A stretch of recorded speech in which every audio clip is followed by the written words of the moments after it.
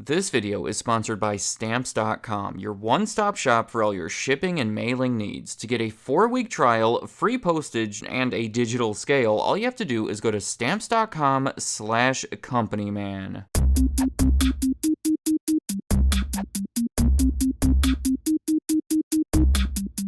Lowe's and Home Depot, when it comes to home improvement stores in the United States, that's the main rivalry. They're the two biggest, and they've been fighting each other for decades. However, there is a third, often overlooked contender called Menards that I think is very interesting. They are the third biggest, but admittedly trailing quite a bit behind the other two, in that for each Menards in the US, there are about 5 Lowe's and 6 Home Depots. And that's because each of those other two can be found in all 50 states, in addition to Canada and Mexico in Home Depot's case, whereas Menards is only in 15 of them. They are headquartered in Wisconsin and have very little reach outside of the Midwest. I mean, just look at this store locator map. They're all very clumped together in that part of the country. If you are from that area, you're gonna have to let me know your thoughts, but the people who have been there really seem to like it. Sort of a cult following, I guess. In fact, a while back, I made a video comparing Lowe's and Home Depot, and if you look at the comment section of it, you will find a lot of people saying that they prefer Menards over either one of those others. So even though most of the country has no idea what I'm talking about right now, the people that do know generally appear to like it. I don't know about you, but that makes me curious as to how they became the third largest store of their kind, which is still a huge accomplishment, and as to how they have such a loyal following. So for today, I'm going to attempt to answer those questions by identifying 5 of the biggest reasons behind their success. I'm going to start at a very logical place, because you can't talk about Menards for very long without talking about the man himself, John Menard. When he was 5 years old, his family moved to a farm in Wisconsin. When he was in high school in the 1950s, his father hired a company to build a barn on that farm. John Menard helped build that barn and ended up sticking with them as an employee, helping them build other barns. They were in high demand at the time because, as I understand it, there was more machinery and equipment being used in dairy farming, and the farmers needed a new place to store all of it. By the time he was in college, John Menard recognized that high demand and thought he could be successful in starting his own business building barns. And it was that business that helped him pay his way through college and would eventually evolve into the chain of retail stores. Interestingly, he started on the retail end by selling lumber, again recognizing the demand for something because lumber yards were typically closed on Saturdays, so he had almost no competition for anyone trying to buy it that day of the week. Keep in mind, this was all happening while he was still in college. In 1963, after graduating with a degree in math and business and a minor in psychology, he famously turned down a job offer from IBM so he could further pursue this company. To complement the lumber business, he had started selling other supplies like nails and shingles, and that later evolved into a general hardware store. By the 1970s, the stores became the main focus because they were outselling the construction business, and by the end of the 1980s, he had expanded to almost 50 locations in Iowa, Minnesota, North Dakota, South Dakota, and of course, Wisconsin. But what I think is the truly impressive thing here is that all of it was done, and even to this day, by using their own profits. I'm going to explain that further as I talk about the next thing on my list, care and control. Menards has always been a private company, one of the country's biggest private companies as a matter of fact, and because of that, their financial figures haven't been reported, but the most recent thing that I could find was a 2008 case file that said John Menard still owned 89% of the company, making him the richest person in Wisconsin and just one of the richest people in the world. According to Forbes, his net worth has been consistently climbing to where it's now over $16 billion.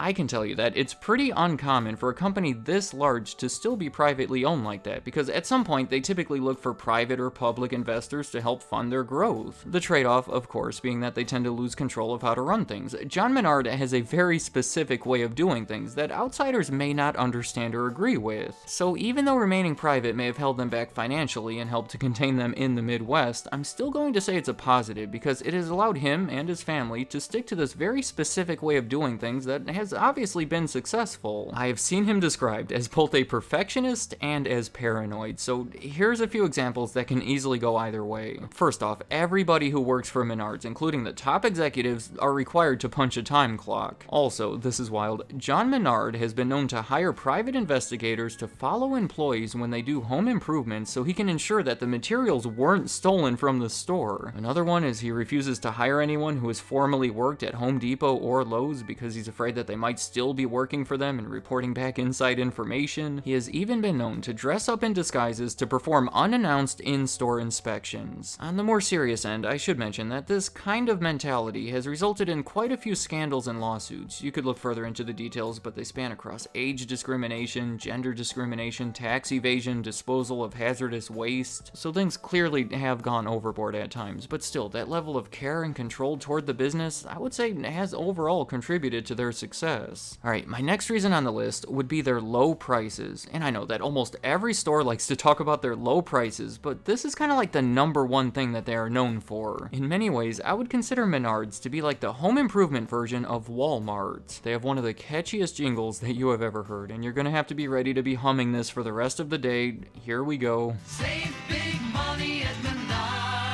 I mean, yeah, it's all over the commercials, but even when you go to the store, you may hear this jingle played over the intercom. Oh my goodness, it's a lot, but it is effective. If you live in the Midwest, I'm sure you have repeatedly heard about their low prices. Speaking of their commercials, starting in 1976, and for over 20 years, they had this great campaign to feature Ray Zamanda, who affectionately became known as the Menards guy. He would tell everyone about all the low prices happening throughout the store. Give your home the Dutch boy look and save at Menards.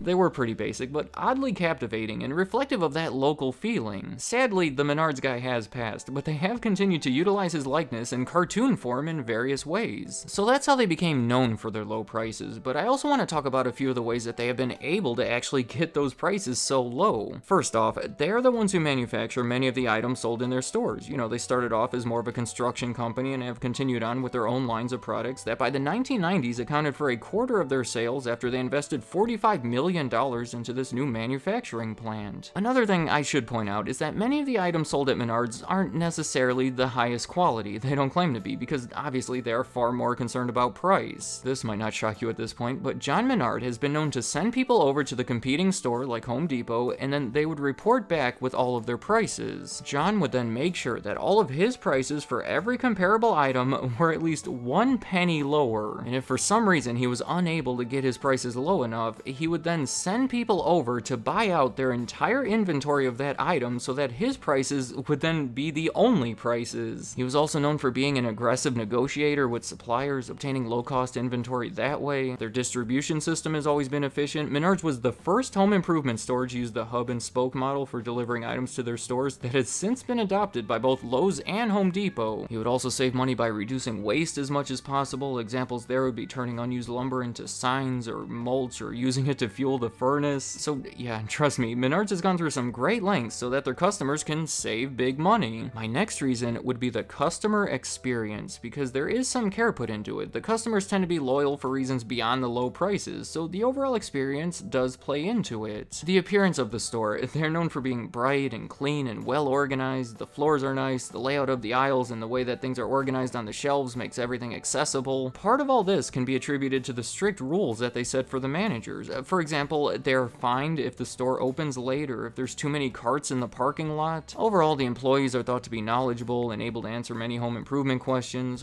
Also, I think the customers appreciate the variety of items that could be found there. Back to the cost-cutting methods, they've been known to buy overstock items at a discount. You know, if for some reason a supplier has too much of something and wants to unload it, Menards will buy it at a low price. It means you never know what you might find on your trip to Menards, so that's an exciting reason to go back. In 2007, they started selling groceries at select locations, so they're definitely much more than just home improvement. Which, as another positive, also means that if something happens in the market where home improvement sales start to fall, they are less vulnerable to it because they have sales from other areas making up for it. I can keep talking about the customer experience, but it depends on the individual and is really just something you have to experience. My final reason behind their success has been their ability to maintain their existing markets. As I said, they're not all over the country, but in their region, they have obviously done really well at fighting against the much larger competition. This right here could have easily been one of those cases where the larger national company takes over the smaller regional one. You know, the kind of thing where you might say, Menards was all over the Midwest, but then they started disappearing once Home Depot moved into the area. But amazingly, that wasn't the case. Here's an example. In 1993, Home Depot expressed plans to open their first stores in the area around Chicago. At the time, Menards already had about a dozen of them, so it was kind of like their territory, so they didn't just sit sit back waiting to lose market share, they were proactive about it and opened 18 new stores, more than doubling their presence before Home Depot ever opened a single one. And then when Lowe's entered that market 5 years later, the big rumor was that they were going to acquire Menards as a quick way to enter the area and compete against Home Depot. But Menards was uninterested, and instead Lowe's had to slowly open stores and compete against the other two large companies that were in the area already. Meanwhile, Menards kept opening more stores that were bigger than ever. That's just how things happened in Chicago, but it exemplifies the difficulty that the other two have had in trying to control any of the markets in the Midwest. So even though Menards has been slow to expand into new areas, I would say they have done considerably well in defending themselves in those existing areas. Let me know in the comments, what do you think of Menards? Do you like them better or worse than the two industry leaders, and how would you say they differ from those other two? Honestly,